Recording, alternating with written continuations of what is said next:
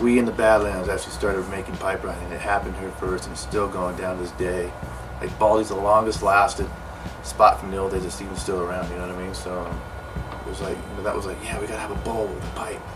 Because Baldy was the whole tradition. At the time, that was like cutting edge.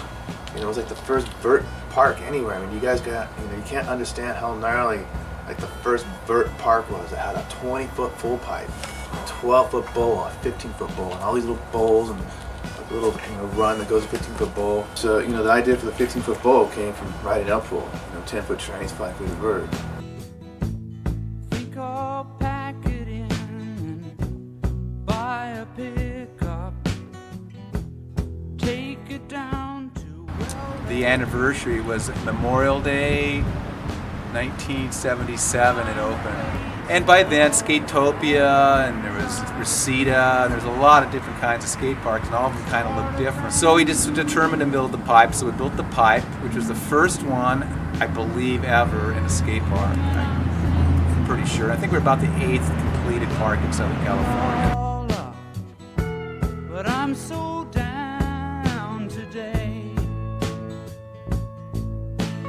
She's so fine. And Anderson rode the ditch run at Upland and then into the big bowl switch. He rode it backwards. Rode down the ditch backwards and carved the bowl backwards and everything. And I remember my friend saying that was going to be the future of skateboarding. Oh, you can skate both ways and everything. I'm just like, you joking? It's never going to happen. At Pipeline, like about 78, we're like, dude, we want some coping. There's no coping here. We're going, yeah, man, we got to build the craziest pool. Like, what would be the coolest pool to build? So, mostly with Salva, Steve Alva and I, and a few other people, but took a big clump of clay and decided that, well, round keel's cool and square pool's cool. And so I combined them and created the Combi. It ended up having about 8-foot transitions and some flat bottom and about 2.5, 3 foot of vert, in some places even more. But again, it was unique and nobody else had one, and we were the first to have a combination pool. And the legend continued, first pipe, first Combi pool. The Combi Bowl opened. I remember skating that. That pool was a scary pool. It was gnarly, a lot of vert. I say about Upland, it had one of the gnarliest pools ever built. That pool that had the round and the square pool mixed in with the hip. I would say definitely the gnarliest pool as far as the coping stuck out about 1.5 inches on each wall. There was one wall on each side that had a kink in it, and the surface was like the roughest surface ever. But I'm so down today. She's so fine.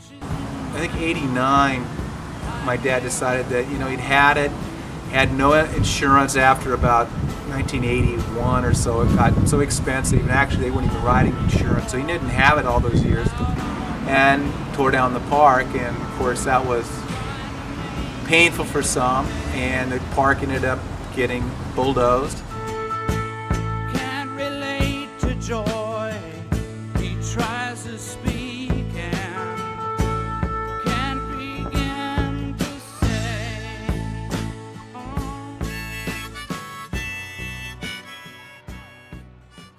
Getting there was half the experience back then to a skate park, I thought. It's such an adventure, It's only 10, 15 miles away, and it's like you're just adventuring out. Each skate park had its own identity and its own, probably own style, because of the pros that lived at the different parks, that skated at the different parks, kind of influenced a lot of the people. Reseda Skatercross, that one was like real known and famous in like TV shows and like Chips. I don't know, it was just like cool. And that park was unique. It like went under. It's more like a roller coaster ride. That one is like the snake runs. You couldn't like hop out and like you went down and you went all the way to the end. You couldn't like stop in the middle or anything. And they built it under awning, and then they put pools in there later. But the pools were kind of weird, crazy. I didn't like them. I remember. It was all new, and basically the skate park phase started like a whole new revolution as far as skating, and it brought tricks into skating, you know what I mean? Paramount. that was probably the gnarliest amount of vert that I've ever seen or skated. And you come down that one kind of snake run, and you just drop in, and people would kind of just drop in from that one end and go in down to the deep. And it was just, I don't know, it probably had like 8 foot of vert or something like that. It was something crazy. And I remember seeing George Orton. He was coming down, power flex, and you know, he's in one of those kind of like the Stretch Armstrong type guys, and he's like drop in and have these little boards probably like this narrow. He'd come up and just, and he's just like, I mean, he would just, and he popped out of like about a 2 foot air, probably about 2 foot back then, just out of that vertical, and would come back down, and it just blew me away.